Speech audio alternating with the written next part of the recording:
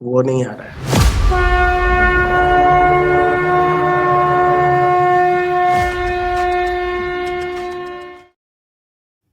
नमस्कार देवियों और सज्जनों, व्यालोकवाणी में आप सभी का स्वागत है। और एक बार फिर हमारे साथ आप हमारे साथ वाली खिड़की में देख रहे हैं डॉक्टर अमित सिंह को। जेएनयू में पढ़ाते हैं, जेएनयू से ही पढ़े हुए हैं, विदेशी मामलों के विशेषज्ञ हैं। डॉक्टर अमित, आपका बहुत बहुत स्वागत है। धन्यवाद वैलोक जी, आपके दर्शकों को मेरा नमस्कार।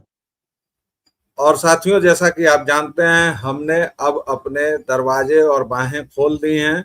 आप व्यालोकवाणी को पसंद कर रहे हैं, शेयर, लाइक और सब्सक्राइब कर रहे हैं, इसके लिए बहुत बहुत आभार। आप अगर इस चैनल की मदद करना चाहें तो क्यूआर कोड भी है और नीचे कुछ नंबर्स भी आपको दिए जाएंगे। लेकिन चलते हैं पीएम मोदी के साथ उनकी विदेश यात्रा की ओर। आज 22 मई को, आज नहीं कल 22 मई को प्रधानमंत्री लौट जाएंगे 6 देशों की यात्रा से। 6 दिन की यात्रा है जिसमें उन्होंने यूएई की यात्रा की, नीदरलैंड की, नॉर्वे की, इटली की और स्वीडन की भी की। इन तमाम देशों की यात्राओं में उन्होंने क्या खोया, क्या पाया, इसकी कोई चर्चा नहीं हुई। लेकिन एक 100 रुपए के टॉफी की चर्चा खूब हो रही है। और ये बात प्राइम मिनिस्टर मोदी और इटली के प्राइम मिनिस्टर मेलानी भी जानती हैं। वो लोग कई बार हंसी मजाक में अपने रील्स में टीम मेलोडी भी बोल चुके हैं और उसके साथ उन्होंने मेलोडी ये चॉकलेट भी दी।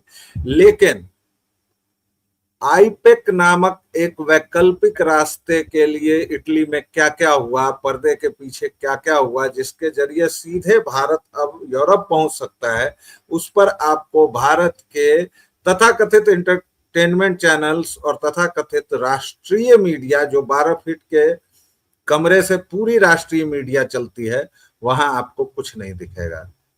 इसीलिए जैसा कि मैं हमेशा कहता हूं कि हम गंभीर चर्चा आपके सामने लाना चाहते हैं। सीधा डॉक्टर अमित के पास चलते हैं। मेलोडी चॉकलेटी क्यों हुई, मेलोडी के साथ क्या हुआ, इन तमाम चीजों के बरक्स जो असल बात है इन 5 देशों की यात्रा पर, उस पर चर्चा क्यों नहीं हो रही है। और क्यों नहीं हो रही है वो तो हम सभी जानते हैं, क्योंकि हमारे यहाँ के तथाकथित बुद्धिजीवियों का और पक्षकारों का बौद्धिक स्तर हम सभी जानते हैं। क्या चर्चा होनी चाहिए थी असल में अमित जी? किन बातों पर चर्चा होनी चाहिए? जी। देखिए, आपने बिल्कुल सही इशारा किया है कि चर्चा क्या होनी चाहिए, लेकिन हो क्या रही है। लेकिन परेशानी हमारे देश की मीडिया की या विपक्ष की या तथाकथित बुद्धिजीवियों की इतनी छोटी हो गई है कि उनको ये पता है कि वो आज जैसे ही कि मोदी जी के दौरे से भारत ने क्या खोया, क्या पाया, उस पे चर्चा करेंगे तो कहीं न कहीं उनको नरेंद्र मोदी की या सरकार की तारीफ करनी पड़ेगी। इसलिए वो उस पे चर्चा नहीं करेंगे और वो ऐसे ही छोटे-मोटे इश्यूज़ पर डिबेट को लेके आएँगे और ऊल-जलूल बकेंगे, या जैसे शुद्ध भाषा में थेथरई बोला जाता है, क्योंकि कल मैं बहुत सारे चैनल देख रहा था और उसपे सिर्फ वही कि वो 5-6 देशों की यात्रा पर गए, यहाँ तक कि एक इम्पोर्टेंट नॉर्डिक समिट भी उन्होंने अटेंड किया, जिसके माध्यम से भारत कहीं न कहीं सिर्फ रशिया के माध्यम से नहीं, नॉर्डिक कंट्री के माध्यम से भी आर्कटिक जैसे प्रदेशों तक भारत का एक्सेस होगा। वहाँ पर भी आने वाले समय में अच्छे खासे खनिज पदार्थ हैं। रेयर अर्थ को लेके कहीं न कहीं जो बड़ी ताकतें हैं, वो पगलाई हुई हैं और भारत भी उसी राह पर आगे चलते हुए, क्योंकि यानी मैंने जो शब्द यूज़ किया पगलाई हुई हैं, यानी कि वो बहुत डेस्परेट हैं। काफ़ी सारे अमेरिका, चाइना और वो बहुत सारे देशों के साथ एग्रीमेंट साइन कर रहे हैं रेयर अर्थ को लेके, क्योंकि आने वाले समय में विश्व में जो झगड़ा होगा, वो खनिज पदार्थों को लेके ही होगा, एनर्जी रिसोर्सेज को लेके होगा। तो इस वजह से अमेरिका, चाइना और कई और मुल्क रेयर अर्थ की तरफ भाग रहे हैं। भारत भी भविष्य की ओर देखते हुए और सोचते हुए हम लोगों ने भी रेयर अर्थ को अब तवज्जो देना शुरू किया है और अफ्रीका, लैटिन अमेरिका ही नहीं, यूरोप के कई देशों के साथ भी रेयर अर्थ जैसे मुद्दे पर हम लोगों ने बात की है, एग्रीमेंट साइन किया है और इटली में भी इस मुद्दे पर बात हुई। लेकिन सारी बहस कहीं ना कहीं मेलोडी इतनी चॉकलेटी क्यों है उस पर चली गई। ये बात देखिए, आपने भी बिल्कुल सही इशारा किया कि दोनों नेताओं के बीच में केमिस्ट्री है जो नजर आती है, और शायद उनको भी नजर आती है। और चूंकि रियल मुद्दे पे बात ना कर कर मीडिया ने अननेसेसरी, अभी नहीं पहले से ही मेलोनी और मोदी जी की केमिस्ट्री को हाईलाइट करते हुए वायरल करने की कोशिश की। और इन दोनों ही नेताओं ने बहुत ही मैच्योरिटी के साथ अपने ट्रोलर्स को ट्रोल किया हैशटैग मेलोडी करके। और इस बार चूंकि प्रधानमंत्री जब इटली गए तो उनकी हमेशा से आदत है कि स्वदेशी चीजों का प्रचार प्रसार करना और उसको आगे लेकर जाना, चाहे वो एक महंगा इत्र देने की ही बात क्यों ना हो, या कई ऐसे गिफ्ट उन्होंने बहुत सारे विदेशी मेहमानों को दिए हैं जिसमें भारत की झलक नजर आती है। और मेलोडी चॉकलेट भी वही है, क्योंकि हैशटैग मेलोडी चल ही रहा था, तो भारत में तो हम सभी लोगों ने बचपन में ये टॉफी खाई है, चलती है। तो देखिए, विदेश नीति में इस तरह के अनौपचारिक संबंधों का बहुत अहमियत है। और ये आज से नहीं है, बहुत पहले से है, कहीं ना कहीं सॉफ्ट पावर डिप्लोमेसी का पार्ट है कि if there are something in you or within your country तो यू हैव टू रिकॉग्नाइज। तो नरेंद्र मोदी जी भी उस राह पर चलते जा रहे हैं। और एक इनफॉर्मल संबंध जब बनते हैं तो वो इनफॉर्मल संबंध दो देशों के राजनीतिक संबंधों को बहुत आगे ले जाते हैं। मुझे अभी भी याद है कई बार, क्योंकि विदेश नीति को लेकर नेहरू जी की बात कई लोग करते हैं, और मैं हर बार बोलता हूं कि उनके भी संबंध कई पड़ोसी मुल्कों के साथ बड़े अच्छे थे। म्यांमार के जो नेता उस जमाने के थे, यू नू, अगर उनका चाय पीने का मन करता था तो फटाक से प्लेन पकड़ के दिल्ली आ जाते थे और नेहरू जी के साथ शाम की चाय पीते थे। तो इस तरह के संबंध होना अच्छी बात है, क्योंकि हम लोग यानी नए लेवल पे संबंधों को ले जा सकते हैं, इनफॉर्मल संबंधों का होना।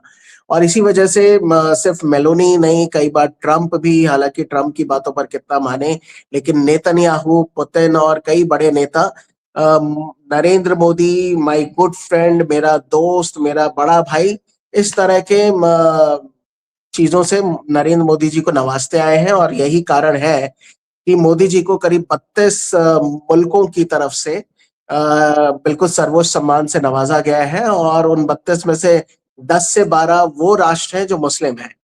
तो परेशानी तो बहुत सारी है जो विपक्षियों को चुभती है, क्योंकि राहुल गांधी जी के ननिहाल में जाकर आप राजनीतिक कू कर देंगे तो वो मिमियाएंगे नहीं, शायद इसी वजह से कल उल जलूल उनके बारे में बका गया। तो वो एक एक अलग विषय है। लेकिन जो आपने एक एक महत्वपूर्ण बात बोली उसको जी, मैं थोड़ा इसी पे, क्योंकि बात होनी चाहिए थी सही में आईमैक को लेके, जो India middle east European corridor, economic मैं कॉरिडोर यहीं की बात रोकूंगा, थी। मैं यहीं रोकूंगा सर। मैं जी चूंकि एक रिजॉइंडर देना चाहता हूं ताकि आप उसको उसी में जोड़ दें, मैं आपको रोक नहीं रहा हूं। रिजॉइंडर ये है कि नॉर्वे में आर्कटिक नीति पर और इसके साथ रेयर अर्थ पर और उसके अलावा भी बहुत कुछ हुआ है। स्वीडन में बहुत कुछ हुआ और नीदरलैंड में भी बहुत कुछ हुआ। इटली में तो जो हुआ आईमैक का वो आप बताएंगे ही बताएंगे। आईमैक एक ऐसा रूट है दर्शकों जो सीधा यहां से सऊदी, सऊदी से इजराइल और इजराइल से यूरोप जाएगा। बीच में चाइना की पूरी पतंग काट दी जाएगी। लेकिन हम यहाँ क्या देख रहे हैं, नॉर्वे में मोदी जी वहां डल गए, भाग गए। अरे गधों, ना तुमको इंटरनेशनल डिप्लोमेसी पता है, ना इस तरह के संबंध जब होते हैं, इस तरह के जब वार्ताएं होती हैं, प्रेस ब्रीफिंग होती है, वो लड़की खुद बोल रही है कि मुझे पता था कि दोनों में से कोई जवाब नहीं देंगे।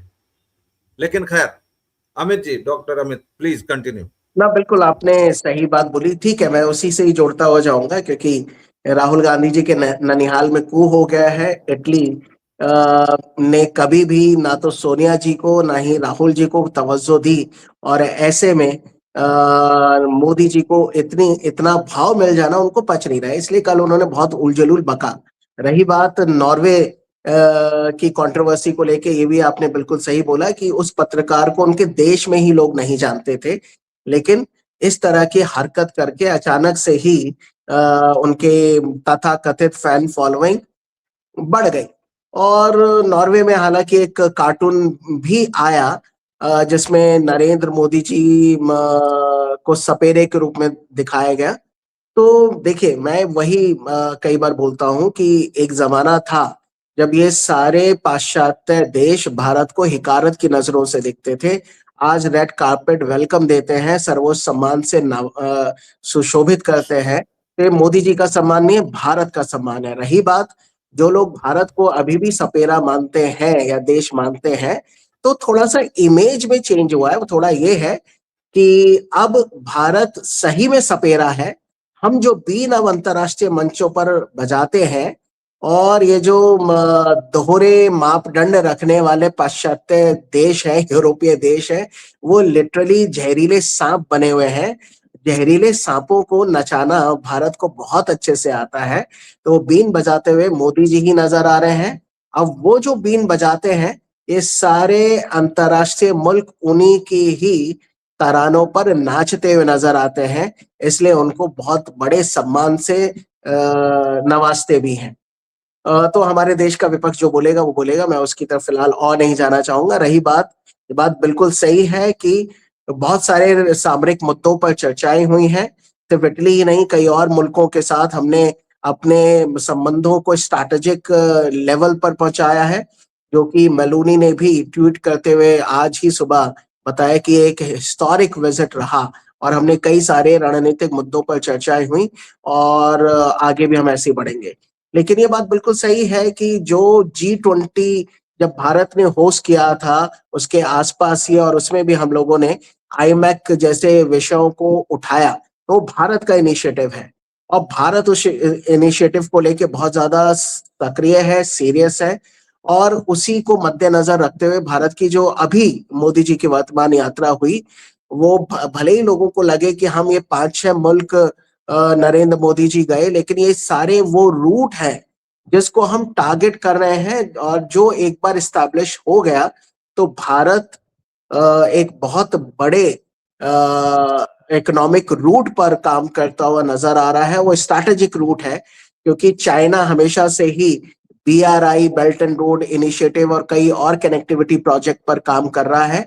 और चाइना का जो बिल्कुल मंतव्य है वो हम लोगों से छुपा नहीं है। तो चाइना डाल डाल तो भारत पात पात। और इसी को मद्देनजर रखते हुए हम लोग भी अपने ऐतिहासिक संबंधों को खगाल रहे हैं। ऐतिहासिक व्यापारिक रूट को रिवाइव करने की कोशिश कर रहे हैं, क्योंकि सिर्फ चाइना ही नहीं, चाइना से बहुत पहले भारत के व्यापारिक संबंध मैरीटाइम रूट के माध्यम से, लैंड रूट के माध्यम से, सिर्फ सऊदी अरेबिया ही नहीं, यानी वेस्ट एशिया ही नहीं, बल्कि यूरोप के देशों तक जाते थे। और उसी व्यापारिक संबंधों के माध्यम से धीरे धीरे वेस्ट एशिया के आक्रांता या फिर ब्रिटेन, फ्रांस और डच भारत में आए और कॉलोनी बनी। तो ये खैर एक अलग है, लेकिन वर्तमान संदर्भ में इसको रिवाइव किया जा रहा है, ताकि इकोनॉमिक संबंध और ज्यादा से ज्यादा बढ़े। क्योंकि भारत का जो एम है, अभी हम जैसे तैसे अंतर्राष्ट्रीय अर्थव्यवस्था में तीसरे पायदान पर खड़े हैं, लेकिन कई बार आता है कि जापान अब आगे हो गया या भारत पीछे हो गया। तो सिर्फ तीसरे पायदान पर पहुंचकर खड़े रहना ही हमारा उद्देश्य नहीं है। हम भारत को विश्व की सब पहली अर्थव्यवस्था बनाना चाहते हैं। तो वो तभी होगा जब हम कनेक्टिविटी प्रोजेक्ट, और ये कनेक्टिविटी प्रोजेक्ट्स जो है या ट्रेडिंग रूट जो है, वो फिजिकल भी होगा, मैरिटाइम भी होगा, डिजिटल कनेक्टिविटी पर भी भारत काम कर रहा है। और भारत बहुत सीरियस है। तो नरेंद्र मोदी जी जो है, आने वाले 50 साल की जियो पॉलिटिक्स पर काम कर रहे हैं। और हमारे देश का विपक्ष जो है, वो 2027 या 2029 से ज्यादा सोच ही नहीं पा रहा है। तो इसमें भी नरेंद्र मोदी जी की जीत है। रही बात विदेशियों की, वो तथाकथित पत्रकारों की या स्कॉलर की, तो वो एक एजेंडा लेकर काम करते हैं। और भारत जितना आगे बढ़ेगा, तो इन मुल्कों के लोग जो कि अभी भी वही कम्युनल माइंडसेट लेकर चल रहे हैं, उनको पच नहीं रहा है कि भारत कैसे इतना आगे निकल गया। जो हमारे सामने हमेशा हाथ फैलाए खड़ा रहता था, अब हम उनके सामने, क्योंकि रोल रिवर्स हो गया है। अब ये सारे विदेशी मुल्क भारत के सामने हाथ फैलाए खड़े हैं, और इसमें हमारी आर्थिक शक्ति भी है, हमारी सांस्कृतिक शक्ति भी है, कि जिसे सॉफ्ट पावर का बहुत बड़ा मुद्दा माना जा रहा है, क्योंकि इसी वजह से मेलोनी ने भी बोला कि परिश्रम ही सफलता की कुंजी है। यहाँ तक कि एक और प्रधानमंत्री ने संबंध शब्द को लेके बोला, जो आइसलैंड की प्रधानमंत्री थी, कि ये लैंडिक वर्क है, यानी शब्द है, और इसके भी मायने हमारे देश में बहुत बड़े माने जाते हैं, और हम सभी लोग इसकी तलाश कर रहे हैं। तो ये बिल्कुल सही समय है भारत के लिए कि हम विश्व बंधु के साथ साथ विश्व गुरु बने, और एक अंतरराष्ट्रीय मंचों पर अपना भारत का खुद का नैरेटिव आके लेकर जाए, जो कि सर्वे भवन्तु सुखिना की बात करता है, वसुधैव कुटुंबकम की बात करता है, और यही सर्वे भवन्तु सुखिना वसुधैव कुटुंबकम आज के इस भौतिकतावादी दुनिया में विश्व शांति को स्थापित कर सकता है। तो ये नैरेटिव वॉर भी है, और इस नैरेटिव वॉर में भारत आगे निकल रहा है। तो जो पाश्चात्य नैरेटिव फिक्स करने वाले लोगों को मिर्ची तो लगेगी ही, क्योंकि झालमुड़ी जो है ऐसे बंगाल के चुनावों में ही विपक्ष को नहीं लगी। ये मेलोडी की जो मिठास है, उसकी मिर्ची भी यूरोप के देशों के औपनिवेशिक मानसिकता रखने वाले पत्रकारों और बुद्धिजीवियों को तो लगी ही है। और जो लेफ्ट लिबरल है, वो तो हाय तौबा मचा रहे हैं। हो सकता है देश में मेलोडी का बाइकआउट भी शुरू हो जाए, यू नेवर नो, क्योंकि ये लोग बौरा गए हैं। हालांकि मेलोडी के शेयर्स में अभूतपूर्व उछाल आया है, और दर्शकों आप जानते हैं कि एक बार मोदी जी वह बिहार चुनाव में आते हैं, गमछा, मेरा गमछा अभी नहीं है, वो गमछा लहराते हैं तो 5 करोड़ गमछे बिक जाते हैं, झालमुड़ी 10 रुपए की खाते हैं, बंगाल साफ हो जाता है, और 100 रुपए की टॉफी देते हैं। तो देखिए हम लोग भी उस पर न चाहते हुए भी 1-2 लाइन तो चर्चा करनी ही पड़ी, क्योंकि इस पूरे देश में इन लोगों ने इतनी चरस बो दी है। और सीरियसली बताऊं दोस्तों, कल से ये टॉफी मार्केट से गायब हो गई है, नहीं मिल रही है, आउट ऑफ स्टॉक आ रहा है।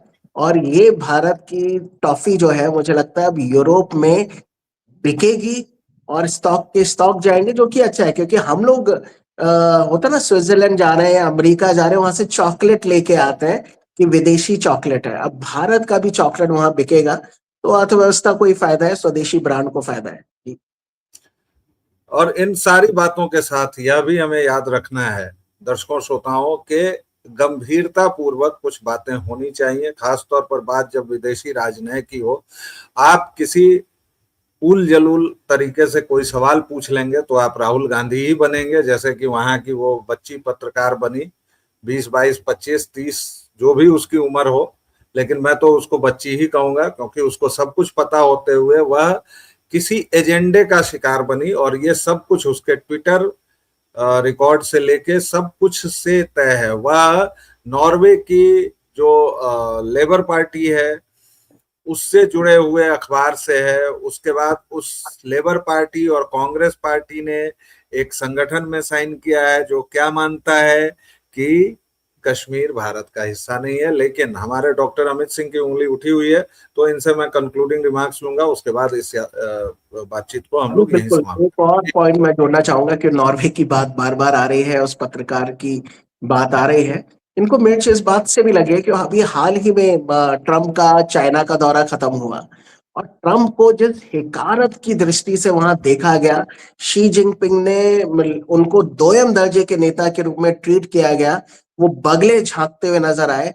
तो मुझे लगता है जो कॉलोनियल माइंडसेट रखते हैं ना, उनको पच नहीं रहा है कि एशियन मुल्क पावरफुल होते जा रहे हैं, और हमें उनके सामने झुकना पड़ रहा है। और यानी उनके सबसे बड़े नेता को, खलीफा को बिल्कुल बेइज्जत किया गया शी जिनपिंग ने। और आज का न्यूज़पेपर भी सारे दर्शक अगर पढ़ेंगे तो शी जिनपिंग ने और पुतिन ने ट्रंप की और उनके एक्शन की भर्त्सना की है। अभी 2 दिन पहले ही वो चाइना होकर आए हैं। और दूसरी तरफ नरेंद्र मोदी है, जिनको पलके बिछाए सारे मुल्क उनका स्वागत करने के लिए ललायित है। तो मुझे लगता है कि हमें जो रणनीतिक चीजें हैं उन पर ध्यान देना चाहिए कि क्या निकल कर आया। तो क्योंकि मैं तो विदेश नीति का ही छात्र हूँ, तो जितने भी दौरे नरेंद्र मोदी जी के हो रहे हैं, उसमें हम लोग बहुत कुछ अचीव कर रहे हैं। भारत इज़्ज़त अचीव कर रहा है और उसके माध्यम से जो हमारे प्रवासी भारतीय हैं, जो इन सब मुल्कों में रहते हैं, उनकी इज़्ज़त और शान-ओ-शौकत बहुत बड़ी है। एक ज़माना था कि वो जैसे हमें यूपी बिहार में बोलते हैं ना, लिटरली ढेर गिरा कर रहते थे वहाँ पर, लेकिन अब वो सीना तान कर निकलते हैं कि हम भारत के निवासी हैं और हमारा प्रधानमंत्री भारत के राष्ट्रीय हितों को आगे लेकर जा रहे हैं। जी, व्यालोक जी।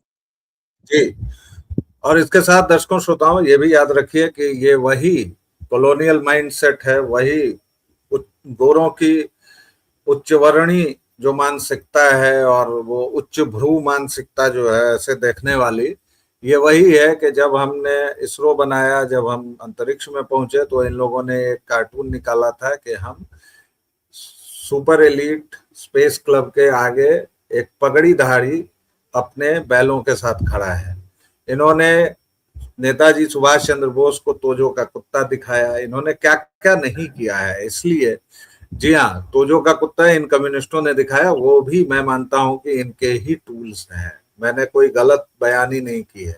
तो याद रखिए कि ये 500 वर्षों से जागे हुए यूरोपियंस बर्बर असभ्य 5000 वर्षों के महान राष्ट्र को न तो सभ्यता सिखाएं, न तमीज सिखाएं और न ही औकात सिखाएं, क्योंकि अगर हम अपनी औकात पर आ गए तो ये छोटे छोटे देश कहाँ जाएंगे इनको पता भी नहीं चलेगा।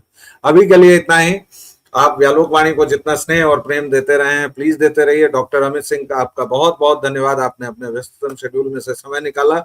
और दर्शकों श्रोताओं, अगर आप हमें कोई सहायता देना चाहते हैं तो क्यूआर कोड लगा हुआ है, नीचे नंबर दिए जा रहे हैं, प्लीज अपना स्नेह बनाए रखें। अभी तक के लिए इतना ही। जय जय सिया राम।